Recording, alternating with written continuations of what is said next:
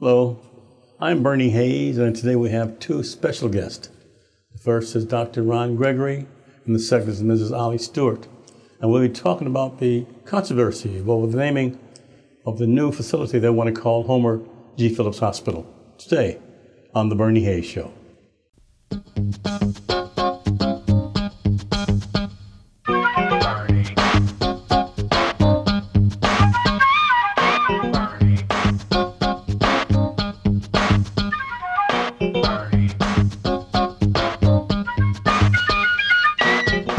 And welcome back.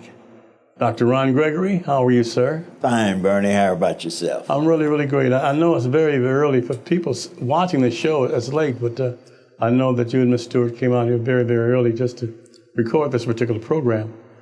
And Ron, you're from the Ville. You're very established there. You grew up there, went to school there. And Homer G. Phillips Hospital is a very vital part of that particular area, that neighborhood. So what's happening with this new facility they're trying to name Homer G. Phillips Hospital, and why do you resent it? Bernie, the new hospital, the new 3-bed, whatever you want to call it, is a farce. You're going to close, they've closed a 600 and some bed facility that was located in the Ville, that opened up in 1937 and was shut down in 1975. And now they're opening up a facility, calling it Homer Phillips, that has 3 beds. Here's a hospital that was located smack dab in the middle of the African American community that trained black doctors, not only from all over the country, but all over the world. And today, you know, if somebody learns the history of what that hospital did over the years and try to connect it with this little small facility that's almost like a little pup tent compared to the facility, regular facility, and try to figure out how in the heck can they say this facility did all that it did over the years with such a small facility. It sort of distorts the history of what Homer Phillips was all about and what he did for the community. Mm-hmm. I know the hospital, I remember all the confusion. I was in part of that effort to keep Homer G. Phillips Hospital in 1979. They also closed City Hospital number 1 and number 2. They closed Homer G. Phillips Hospital. They closed St. Louis County Hospital. And all these private facilities took over. All these for-profit hospitals took over. Right. And now I know there's Paul McKee is the person who's on the stand, who's been the backbone of this, and trying to rename this hospital. And does he own the facility? Yes. This will be his own facility. And like you said, it's a gross misuse of the name Homer Phillips, because Homer Phillips stands for, you know, a particular thing. You know, I associate that with, you take Homer Phillips and Sumner High School and Harris Stowe Teachers College, all those facilities were in the same area, and they impacted on each other. And you talk about the tremendous amount of people who came from Sumner High School, and it would be like opening up a little daycare center and then naming it Sumner. And people would be saying, well, how did some little place like this produce all these fantastic people? And it's the same way when they come in and pass by Jefferson and Cass and see this small 3-bed facility named Homer Phillips, and try to match that with the history of what this place did, training doctors, training nurses, medical technicians, and people with, you know, medical records and things like that. It was a fantastic place. And then you come and look at what they've thrown up. And I remember talking to my brother, Dick, some years ago, and they were talking about at the time they were attempting to shut down Homer Phillips. He said 290 some other public not-for-profit hospitals had been shut down because they were going to eventually come up with the National Health Plan.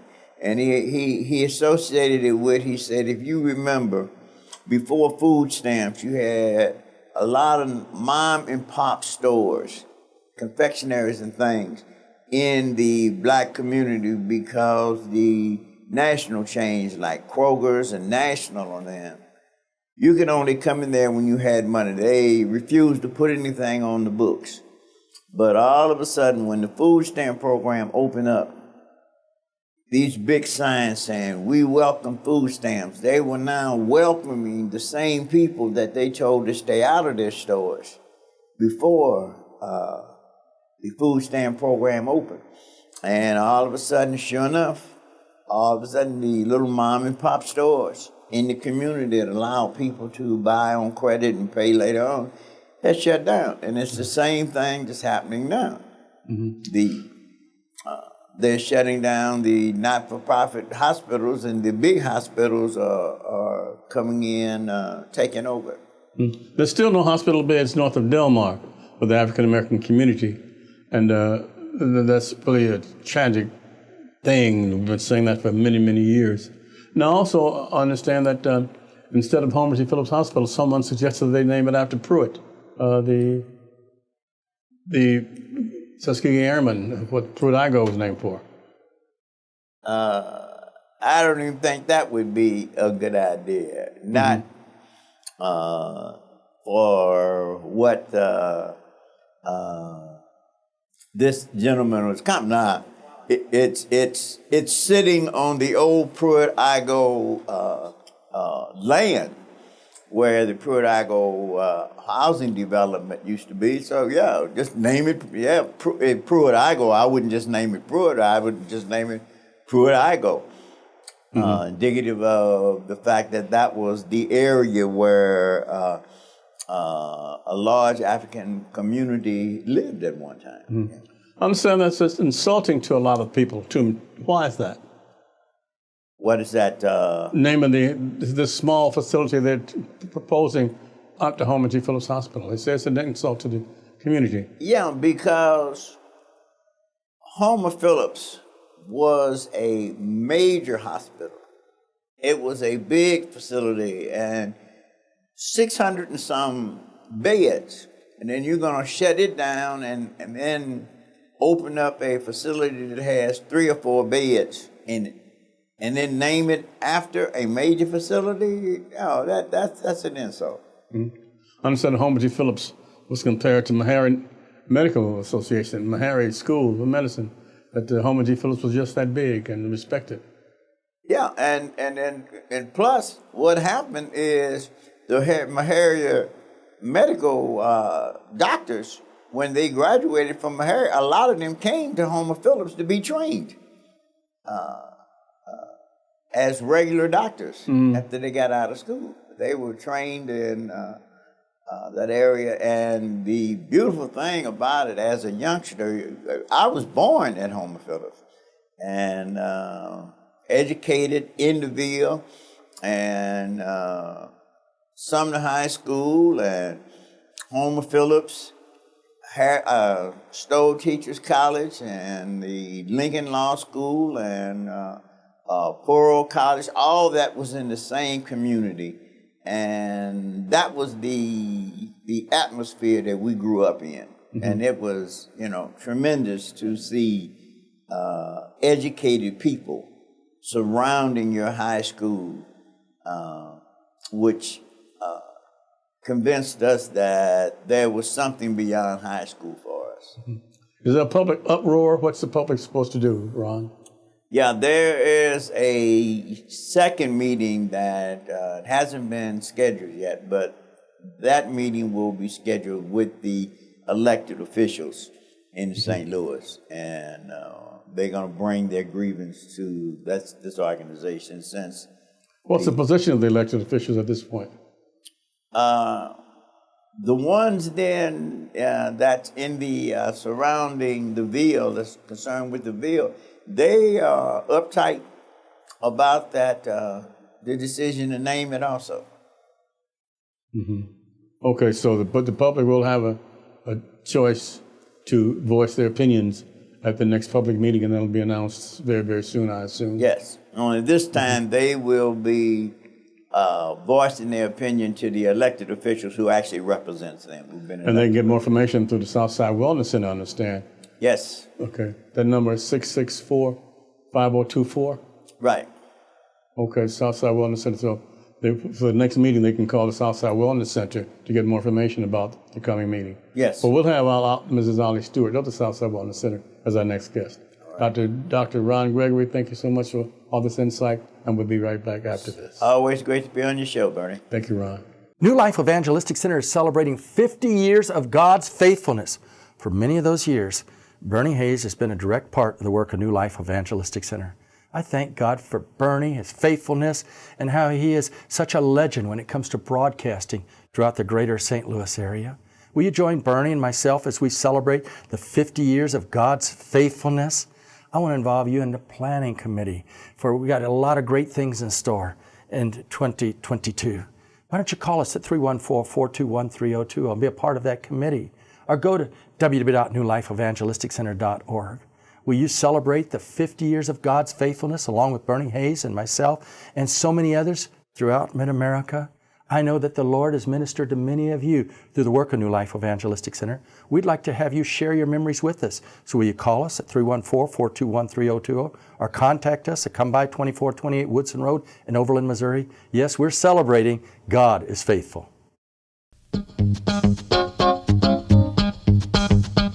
Today's feature is on Homer G. Phillips, prominent St. Louis attorney, born in Sedalia, Missouri in 1880. He was the son of a Methodist minister, but he was orphaned in infancy and raised by an aunt. Phillips' interest in law led him to Washington, D.C., where he lived with renowned African-American poet Paul Laurence Dunbar while attending Howard University Law School. Upon his return to St. Louis, Phillips became an active attorney and political figure in St. Louis. In 1922, he was given the prominent role of securing approximately $1 million to construct a new hospital for African Americans on the city's north side. On June 18, 1931, 51-year-old Phillips left his home at 7:45 a.m. to take a streetcar to his office downtown St. Louis. He was gunned down by two assassins, and no one has ever been convicted of this murder, and no motive of the killing was ever established. Although Phillips did not live to see the hospital named in his honor, the Homer G. Phillips Hospital was opened in 1937 to serve the city's black population and to enable African-American physicians to gain staff privileges. Our features, Homer G. Phillips.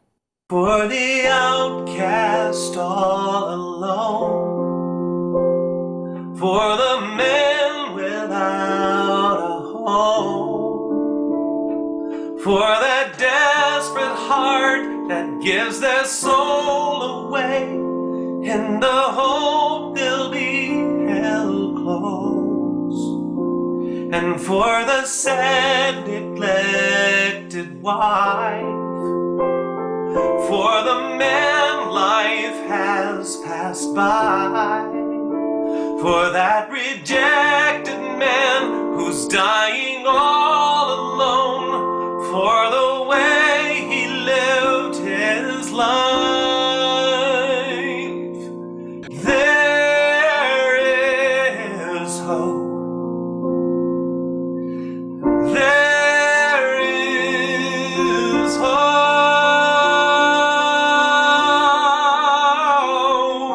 And welcome back. We're talking about the renaming of a facility called Homer G. Phillips Hospital, and some people are up in arms. They're really outraged. I know one person leading that fight not to rename this new facility Homer G. Phillips Hospital is Mrs. Ollie Stewart of the Southside Wellness Center. Ms. Stewart, welcome back. Thank you very much, Bunny. Always a pleasure. Always a pleasure to have you here too. And we know you're an activist. And why are you so outraged about this new facility near Jefferson and Cass that they want to rename Homer G. Phillips Hospital? Well, Bunny, I was driving down Jefferson and I looked over and saw this little funny looking building with the name of Homer Phillips. And I know what Homer Phillips meant to the community. I know what it meant to the employment of the St. Louis city of St. Louis, and to me it's just a disgrace. Plus, you are really tired of the people coming into the community and taking names and buildings and property without consulting the community. It is time for us to speak out and make sure that they recognize the people who are paying taxes as well as they are. I'm saying there are going to be a series of meetings that they can call your facility, they can call Southside Wellness Center. Well, yes. To get information. Sonovia Thomas called and asked if she could have the second meeting at 3017 Park. We don't have a date as of yet. Okay. But we will put out some flyers and everyone would know exactly when. 314-664-5024. That's correct. So how involved is Zenobia Thompson in this effort? Well, let me tell you what happened. After I drove down Jefferson, I called Judy Pruitt and some of the seniors, that we used to go down to the city hall when things are not, we feel that things are not right in our community. Sure. And I called, I said, look, I just passed by there and I saw that name. I said, let's go. I was going to get some wheelchairs and we were just going to sit down and hold a sign up and let the people below their home and say, rename this hospital. But Pam Talley called Sonovia, and Sonovia called me, and then we got together and they put out some flyers and we had a meeting. And during the meeting, they had a discussion. I said, well, I'll tell you what we do. Let me get a room at the city hall and have a hearing and let the peoples come in and voice their opinion. And that's what we did, I think it was, what day was that? Wednesday. Yeah, and we had over 50 people, the nurses and all, everybody came out and spoke. And everybody was against it. Some of the nurses and people that lived in the community. Because to me, that anytime you come in and take away, close a building down and close 1,000 employees is out without jobs. I'm talking about the aides and different ones that was working in maintenance, just jobs that help people survive. Right. And I have a home health care agency. And some of those ladies came to work. They have to have a job after unemployment ran out. And I was really grieved because when they closed the hospital down, the contract they put out for in-home service did not require any insurance or any benefit, vacation benefit or anything else. Those women had been working on that job since they was 18, and some of them was like 50 years old. They was making $9 and health benefit, had insurance and everything. Their salary was reduced down to like $4.50 because I think around in the 70s, that's exactly what was the minimum wage. Wow. And so about when they reached retirement age, they had reduced their income. They probably was on SSI because it's your last 10 years that you pay into the system that really count. Yes. And not only did it devastate the black community, the employee, and they caused us to have a population of low-income black women that was working there. It's not that they didn't work, because some of them started working there. I looked at the application when they was 18 years old.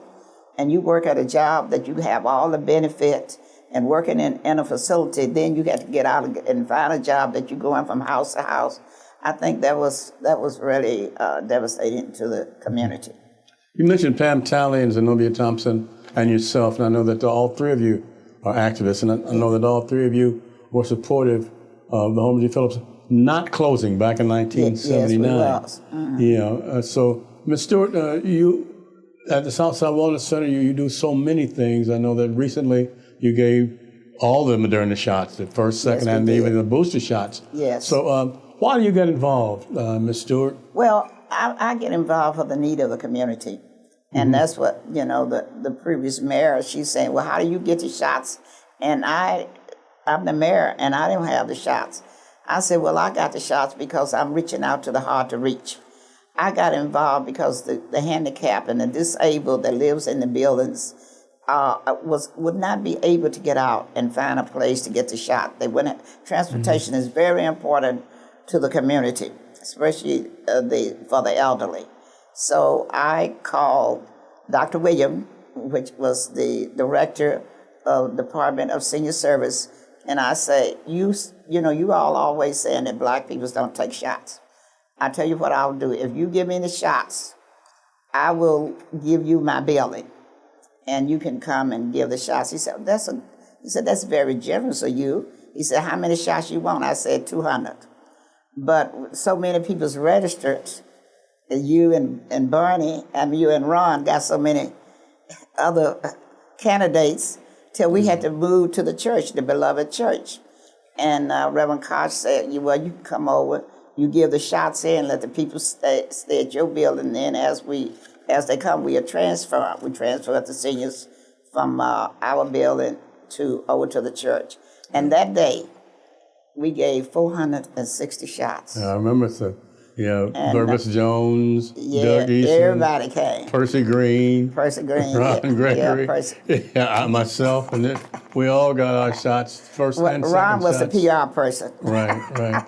Well, the Homer G. Phillips Hospital, they closed all of them at one time, Ollie. They closed Homer G. Phillips, they closed County Hospital, they closed all the city hospitals. Now they're trying to say this little bitty building in Jefferson and Cass is going to be the name Homer G. Phillips Hospital. How outrageous is that to you? That's very outrageous. It must be renamed. I mean, Homer G. Phillips, because the main name should not be reduced to being associated with a little three-bed hospital. I mean, Attorney Homer G. Phillips fought a long and dangerous struggle to get the hospital built and was murdered before the construction was completed. Right. Let me tell you, Bernie, when TNA was the hub at Lambert, we came in from Washington, and it was overcrowded, and we wasn't able to land. So you know how they have the planes going someplace and coming back, East St. Louis. Right. When we came by, we I guess they called them to come in. We came over Fairground Park, direct over Homer Phillips. There was a guy that was sitting next to me, and he looked down. He said, "My God, what kind of building is that?" And I told him, I said, "That's Homer G. Phillips Hospital." He said, "That's the most beautiful building I've seen." And he said that when we got ready to get off, he said, "I'm an architect from New York. I never seen anything like that." The building is still a beautiful building in the neighborhood. Yeah. And I just feel that there is something that the name need to come off. I don't care what they name it, but it shouldn't be Homer Phillips. You know, how many jobs will he give? Yeah. Are there any jobs associated with the hospital? Did he have black contractors? You know, these are the things that we should ask when people come in developing in our community. Sure. Are they going to are they going to employ the people in the community where they are doing the development? And those are the things that we really don't get. When Medicaid came about, I was doing transportation, but usually those programs, Medicaid, do not benefit the community because most of the time the big contractors come in and make a big business, and we leave a void in the community. I was doing transportation and worked hard with Harry Wood to get Medicaid on the transportation on the Medicaid. Sure. But when we got it certified, transportation certified on the Medicaid, the big contractors from out of town come in and bid it statewide, raise the insurance so high that the people in the community cannot afford to give the service. Right. So that means we in our community do not have contracts. And that's what we need. We need contracts so we can make jobs. I want to come back and talk to you to discuss that a little bit more with you. Rather than take a break right now. All right. But I want to come back and tell you why These same contractors come in, they get these tax abatements, they gobble up the land, nothing ever happens to them. It's always more and more and more. And I'll talk about that when we come back. We'll be back with Ollie Stewart after Okay. this. We already see so many homeless people, but God only knows how many more are going to end up on the streets once the moratorium on evictions lift. So many hurting and homeless people and no place for them to go during the day, particularly in the downtown St. Louis area and even out in the county. So many hurting and homeless people left out in the streets and in the parks. Now, if we could just begin to work together to reopen 1411 Locust, things could change. We could do so many things at 1411 Locust that we're doing in Springfield at the day center we have there. So many people could be getting help at this time. As you know, New Life Evangelistic Center was closed by the Slay administration and the Cruzen administration back in April of 2017. We've waited 4 years. Thank God we finally got a new administration that seems very sensitive to the needs of the homeless. Now your help is needed as an advocate, as a prayer warrior, that we can get back into the 1411 Locust building. We can do this if you'll go to God in prayer. Right now, we're commissioning our architects to come up with new architectural plans. We had spent over $80,000, but each time it was being stopped by the Cruzen and the Slay administration. Now, with the new administration at hand, we believe that we'll be able to take steps forward to reopen this building. So homeless people, they're now in the parks where they can't shower, they can't store their belongings, they can't use internet service to find jobs, they can't get the meals, and they just need clean clothes and so many direct services to store their belongings alike that we could help them with here at 1411 Locust. Please go to God in earnest prayer and encourage your family and friends and everyone you know to contact our present mayor's office. I believe she cares a lot about the homeless, but she needs to know you're standing beside her and you're with her at this particular time. So please continue to pray. Please be an advocate on behalf of the homeless. I thank God for what Bernie Hayes is doing through his program. So many wonderful guests that he has. Now, will you please support our efforts as we work together to reopen 1411 Locust? And welcome back. My guest is Mrs. Ollie Mae Stewart from the Southside Wellness Center, and they're going to have another meeting coming up soon about the renaming of this little bitty hospital, this little bitty facility, like a shack they say, and they call it Homer G. Phillips Hospital. Ms. Stewart, what's your phone number and when can they contact you? Well, my phone number at the center is 664-5024. I don't have Synovia phone number to give out. That's okay, but they can call your number. They can call me and I will refer them to where the date of the next meeting and the time. Okay. I was noticing that I was saying that Paul Key, who's doing this dastardous deed, people say, he gets tax abatements, he just gobbles up more land, and nothing ever seems to happen to him. But this time the public is going to come out and voice their opinion. Is that right? Well, I think after this meeting, the public will come out and voice their opinion, because that's the problem. They come in and do anything in our community and nothing be said. They can put homeless people next to schools and everything, anything they want to do. Only the black community suffer. Yeah. They come in and buy property and build, and I'm sure they have neighborhood organization. They don't have to consult anybody about what they want to do, and that's a problem. Okay. But you also have many other services going on at Southside Wellness Center, so we're just about out of time, but once again, tell us your address, Ms. Stewart, and your phone number. My address is 3017 Park Avenue. I'm St. Louis, Missouri, right off between Compton and Jefferson, and the phone number is 664-5024.